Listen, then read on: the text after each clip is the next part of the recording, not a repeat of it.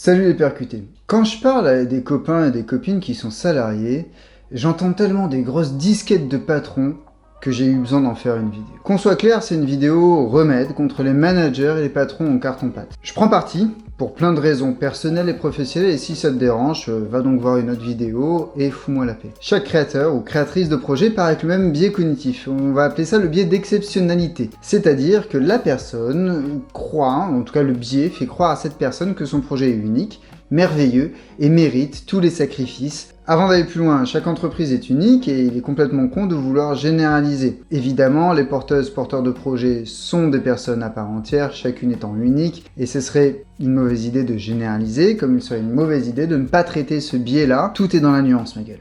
La nuance. Et maintenant que ça c'est dit, elle est aussi que demander à une équipe de sacrifier soir, week-end et santé pour un projet qui n'est pas le leur, avec une rémunération qui n'est pas adaptée, une reconnaissance qui vient pas, c'est aussi con que de croire que tu vas choper plus en picolant plus. Du coup, je te propose 3 pistes pour développer une entreprise où les gens viendront bosser avec le sourire. La première notion, c'est que le pognon ne fait pas tout. Si tu fais un effort sur la rémunération, c'est déjà bien. Mais je te suggère d'en faire aussi sur le reste. Je vais te donner un exemple. Mon boucher s'est retrouvé face à une situation incroyable. Il voulait augmenter le temps de travail d'un de ses salariés et bien évidemment sa rémunération. Le mec a dit non. En gros pour lui, entre quasiment 1000 € net par mois en plus et 2 après-midi de libre par semaine, il a choisi les après-midi. Et si tu penses que ce qui est bon, ce qui est réel pour mon boucher n'est pas nécessairement vrai pour le reste du monde, t'as pas tort. Mais regarde bien autour de toi. Et tu verras qu'une équipe se crée avec autre chose que des virements le 28 du mois. Une équipe, ça se crée notamment avec ce qu'on pourrait appeler des perks, des avantages. Tu sais, c'est des entreprises qui proposent des abonnements Spotify ou Deezer, des outils pour mieux bosser, une philosophie spécifique qui est réellement appliquée, comme par exemple les journées courtes, 4 jours par semaine, du remote, mais pas totalement, autres. Ces perks-là ont leur importance. Cependant, tu peux avoir tous les perks que tu veux si t'as pas de cohésion, t'as pas d'équipe. Parce qu'en fait, une équipe, ça se crée sur des intérêts communs, des valeurs communes, et une pratique commune. Donc en gros, si tout le monde s'accorde, tout ira bien. Mais encore faut-il que ce qui se crée ressemble à l'équipe. Là, la personne qui dirige, toi en l'occurrence, potentiellement, doit bien fermer ta gueule. Tu dois te taire et laisser l'équipe trouver sa dynamique. Toi, ton rôle, c'est de te faire gardienne ou gardien de 2 choses.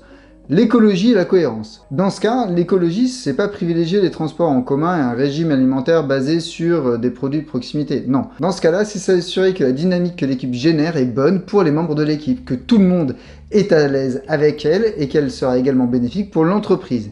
La cohérence, c'est l'étape d'après. La cohérence, c'est que la culture qui se crée, sous tes yeux, est en cohérence avec les valeurs fondatrices de l'entreprise, mais aussi avec l'image de marque qu'elle veut développer, et évidemment avec la clientèle de l'entreprise. Car si tu vends du développement personnel et que t'es un requin qui éviscère tes clients en leur demandant de s'endetter sur 36 mois, bah t'es qu'une merde. Bisous Tony. J'en profite pour te demander de liker, partager et commenter cette vidéo, parce que ça c'est clair, ça va pas t'endetter sur 36 mois. Ce qui est certain aussi, c'est que ça me rendra un fier service. Enfin, tu peux avoir une équipe en or, sans le pilote dans l'avion, ça servira à rien. Ce dernier point concerne particulièrement les patronnes, patrons, managers et managers. Si tu es mauvais, ton équipe le sera. La meilleure des équipes, si elle est guidée dans le mur, ira droit dans. Avec panache, certes, mais droit dans le mur quand même. Ton rôle dans l'histoire est multiple. Prendre conscience de tes limites et soit les faire disparaître, soit les compenser avec les talents de ton équipe. Apprendre à faire la différence entre ce qui compte pour toi et ce qui compte pour l'entreprise. Et surtout ce qui compte pour les clients. Accepte enfin que ton rôle n'est plus nécessairement de faire, mais de faire et donne toutes les clés pour que ça se passe comme il faut pour tout le monde. Toi compris, mais surtout pour ton équipe. Une fois que tu auras fait ces 3 trucs, ça ira mieux. Maintenant, comment est-ce qu'on fait pour implémenter ces 3 pistes de développement dans ton entreprise le plus rapidement possible? Pour les perks, parle-en avec les premières personnes concernées. Les membres d'une équipe peuvent les fixer. Il te suffit à toi de fixer un cadre budgétaire, pratique et ainsi de suite. Pour ce qui est de l'équipe, prends du recul et laisse du temps à l'équipe pour mettre en place son fonctionnement. Si besoin, un coach comme moi peut aider à cadrer la discussion, à permettre une formalisation plus rapide. Il y a plein de méthodes ultra ludiques pour le faire et ton équipe n'aura pas la sensation de se faire passer à l'inquisition pour ça. Enfin, pour ton cas personnel, fais-toi coacher le plus vite possible, de préférence par quelqu'un comme moi, c'est-à-dire quelqu'un qui est compétent, qui va chercher ton bénéfice avant le sien et qui sait ce qu'est la vie d'un entrepreneur. Je t'en prie, juste un point.